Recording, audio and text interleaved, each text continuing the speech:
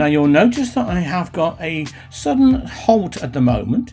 It's asking me what I want to do. It has found inside this file a Photoshop document which has layers.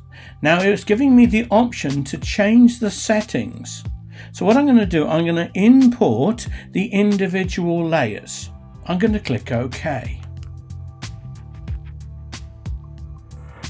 So what I now have in my Premiere Pro project panel, my media folder, because it's been imported into Premiere, this is now known as a bin. I'm going to drop this down and you can see that I have a subfolder containing my Dragon Boat logo and all of the sub layers within that file. I also have all the media ready to start my Premiere Pro project. Now we've loaded our media into our project panel, it would be useful to have a look at the actual content within the media folder itself. Now there is a hierarchy within the folder structure.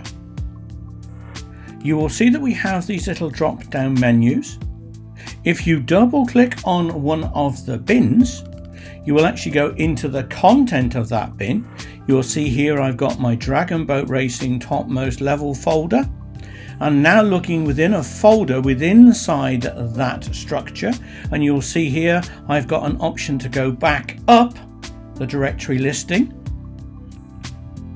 If I want to view this in a little bit more detail, by double clicking on the name Dragon Boat Racing Media Bin, it will expand it to full screen view. Now this is common to all of the panels if you want to see more detail. We are now focusing on this panel. At the moment I am viewing this in what they call list view. You'll see down here, bottom left hand corner. Here I can switch into what they call icon view. Icon view will display small thumbnails of any videos that you've imported.